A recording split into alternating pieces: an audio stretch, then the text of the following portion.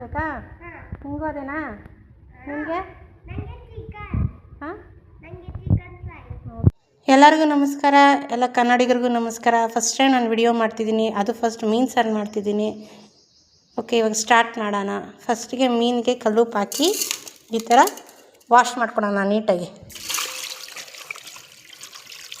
ಹಾಕಿ ಮತ್ತೆ ಎಲ್ಲ ನೀಟಾಗಿ ತೊಳ್ಕೊಂಬಿಡೋಣ. ಆಗ ಮೀನು ಸ್ಮೆಲ್ಲೆಲ್ಲ ಚೆನ್ನಾಗಿ ಬರೋಲ್ಲ. ಸ್ಮೆಲ್ ಇರುತ್ತಲ್ಲ ಅದೆಲ್ಲ ಹೊರಟೋಗುತ್ತೆ. ನೀಟಾಗಿ ಎಲ್ಲ ಕಡೆ ಒಂದು 5 ನಿಮಿಷ ಬಿಟ್ಬಿಡೋಣ, ಕರಗಲಿ ಉಪ್ಪು.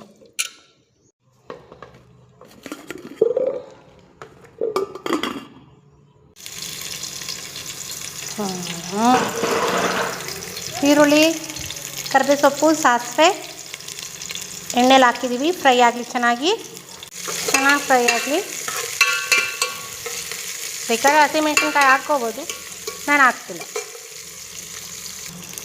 ಮತ್ತು ಈ ಟೈಮಲ್ಲಿ ನಾವು ರುಬ್ಬಿರೋ ಅಂಥ ಮಸಾಲೆ ಪೇಸ್ಟ್ ಏನಿದೆಯಲ್ಲ ಅದನ್ನು ಹಾಕ್ಕೋಬೇಕು. ಒಂದು ಕುದಿ ಬರಲಿ. ಈಗ ಒಂಚೂರು ಅರಿಶಿನ ಪುಡಿ, ಉಪ್ಪು ಹಾಕ್ಕೋಬೇಕು. ಈಗ ನೀರು ಹಾಕ್ಕೊಳ್ಳೋಣ, ಎಷ್ಟು ಬೇಕೋ ಅಷ್ಟು. ಮೀನು ಸಾರು ಯಾವಾಗೂ ತಿಕ್ಕಾಗಿ ಇರಬಾರ್ದು, ಮತ್ತು ತೆಳುವಾಗೂ ಇರಬಾರ್ದು, ಮಂದವಾಗೂ ಇರಬಾರ್ದು ಅಷ್ಟೇ.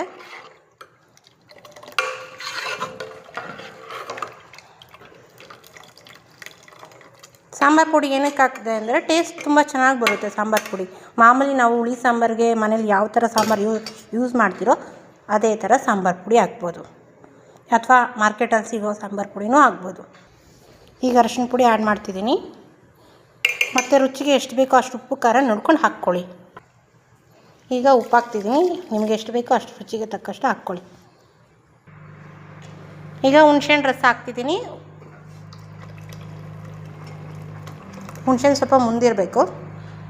ಓಕೆ, ಈ ಟೈಮಲ್ಲಿ ಸಾಂಬಾರು ಕುದೀತಾ ಇದೆ. ಈ ಟೈಮಲ್ಲಿ ಬೇಕಾದರೆ ನೀವು ಹುಳಿ, ಉಪ್ಪು, ಖಾರ ಟೇಸ್ಟ್ ನೋಡ್ಕೊಂಡು ಯಾವ್ದು ಬೇಕೋ ಅದನ್ನ ಹಾಕ್ಕೋಬೋದು. ನಾನೀಗ ಮೀನು ಹಾಕ್ತಿದ್ದೀನಿ. ಒಂದೊಂದೇ 10 ನಿಮಿಷ ಬೇಯುತ್ತೆ, 15 ನಿಮಿಷ ಬೇಯುತ್ತೆ ಅಂತ ನಾನು ಹೇಳಲ್ಲ. ಚೆನ್ನಾಗಿ ಬೆಂದ ಮೇಲೆ ತಿನ್ನಿ. ಕಂಪ್ಲೀಟಾಗಿ ಚೆನ್ನಾಗಿ ಬೇಯಬೇಕು. ನಾನು 2 kg ಮೀನಿಗೆ ಈಗ ಇಲ್ಲಿ ಮಾಡಿರೋ ಸಾಮಗ್ರಿಗಳು ಸರೋಗುತ್ತೆ. ತುಂಬ ಚೆನ್ನಾಗಿರುತ್ತೆ. ಸಾಂಬಾರು ಪುಡಿ ಹಾಕಿರೋದಕ್ಕೆ ಎಕ್ಸ್ಟ್ರಾ ತುಂಬ ಒಳ್ಳೆ ಟೇಸ್ಟ್ ಕೊಡುತ್ತೆ.